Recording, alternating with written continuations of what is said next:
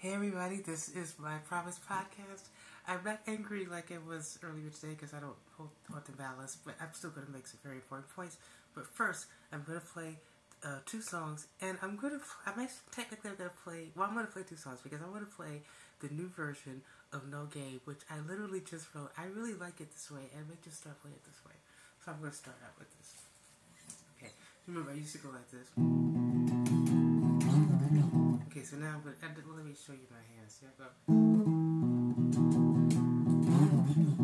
And now, just a little subtle difference. Now I'm holding it like with the E minor chord. And now I get all of this extra freedom. You watch, this will be so cool. Watch.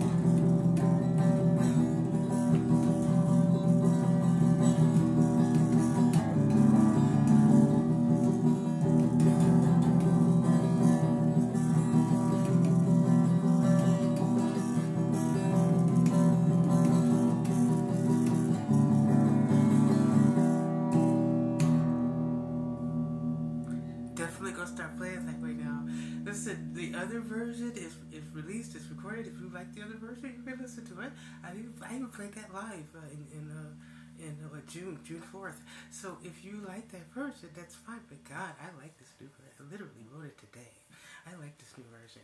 It's this is where I'm gonna play it now. Okay, what am I doing wrong? Well, by the way, if I fuck up, I'm just gonna keep going, but I don't think I'm gonna fuck up. So this is like even though I'm taping this, I'm treating this like a live performance. And of course I could just lie, but still, I'm treating this like a live performance.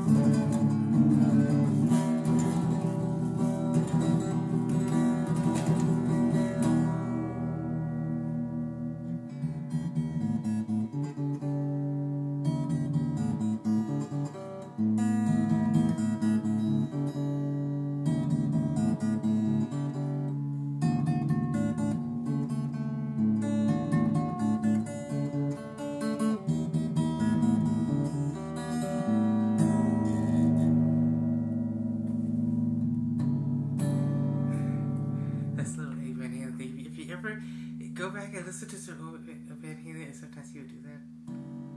God, I would love that. Huge Eddie Van Halen fan as you may guess. Now listen, I'm hoping that this video is turning out right because I really threw it together really fast, just because I was upset. And I'm not really upset anymore because I'm not a person that's capable of holding on to malice.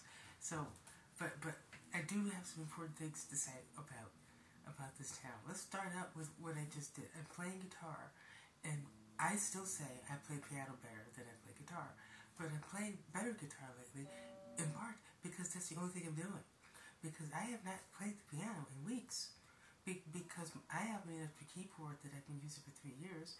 It's broken, and I cannot get anyone in San Francisco to let me play their piano. There's a piano in my building, but it's not tuned. It's not. The keys are not in shape, so I don't have a place to play, and that's strange. I've won 2 grants from the African American Arts and Cultural Complex. They have a piano in there. They have a studio.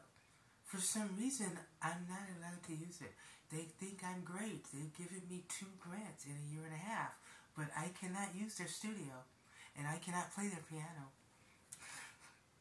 Why not?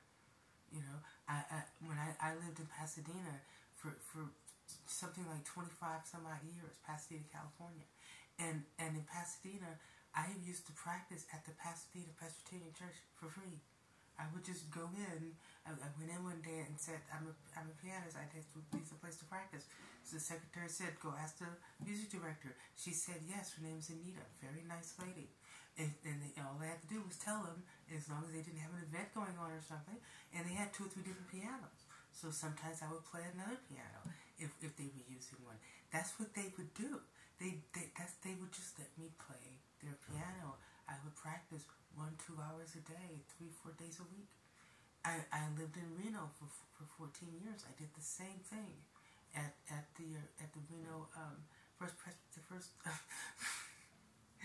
Methodist Church of Reno. I was actually a member of that church for a little bit. Very nice people. That not only did they let me practice on their piano, they hired me. They had a Martin Luther King weekend, and this was in 2008, and they hired me. I performed twice. Ironically, one of the representatives of Glide Church, who was in San Francisco, was at that weekend. I met him, very nice man. So I'm now a member of Glide Church. Isn't that interesting? But my point being is that I was there to practice there. And I worked in Las Vegas for 4 months at a casino, and there was 2 different churches that would let me practice there. Just one of them had the guy was a little authoritative, and we didn't get along. And so the lady that worked there knew about another church like a block away, and she said, "Try them." So I go over there, and I asked her, "Can I practice on your piano?" This was I cannot remember their names now. They're an offshoot religion. I can't think of them. They're such nice people. Let's do that. I'm not into their thing, but they're just very nice people. But anyway, I went and asked them, can I practice? And she said, yeah. So I go and I start playing. 5 minutes later, she comes in and says, do you want to play here this Sunday? Because they were having something and they needed somebody to play. It was called the special music. They paid me $50 for the special music. I also, when I worked at Harrah's Casino, the music director at Harrah's Casino let me practice the piano. I was a room service bus person, and my shift started at 7 in the morning. And she let me come and play. There was a piano in the comedy. They had a little comedy show in those. I don't think they still have that, but they had a little comedy, whatever. And there was a piano in there, and just a little upright. And she would let me go in there like 6 in the morning before my shift and practice. All of a sudden, I come to this town, and I could walk on broken glass, and nobody would care. Absolutely nobody. Even the church I belong to, I'm told, oh no, only the music director could play the piano. So you have a bunch of Christians hoarding their pianos all over this town. There's no place to practice. So this drives me to the now they have since responded to my review and very nicely, and they haven't responded to my email yet, but perhaps they will at some point. So that's to be continued how that's going to work. But the fact that I have to pay at all, I have won 2 music grants. Why am I not? Why is the San Francisco Arts Commission handing out grants to people who are good at writing grants? I'm not going to name his name because he's a friend of mine. But I know a guy who's really good at writing those grant applications, and he gets money, and then he doesn't do it. He just blows that money, and he's done that like 3 or 4 times because he's good at writing that stupid application. Sorry, doesn't make any sense. Okay, so my beef in this town is you need to understand something. There are talented people who happen to be broke. I have a permanent spinal cord injury. I can walk and stand and move about and all that, but I have pain at the end of the day, and I just deal with it. But you realize that there are musicians out here who don't have money, who can't afford to pay for rehearsal places. You're not supporting us. You give us gigs. We don't have paying gigs. That I'm not going to get into why I'm not playing for a certain organization that's supposed to represent LGBTQ people. You know, I'm not going to get into it. But it was bullshit the way I was treated. You know, the way that musicians, at least from my experience in this town, is not fair.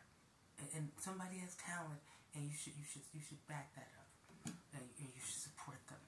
That's all I'm saying. So with that, I'm going to end my impromptu podcast, and I'll see you later. Bye.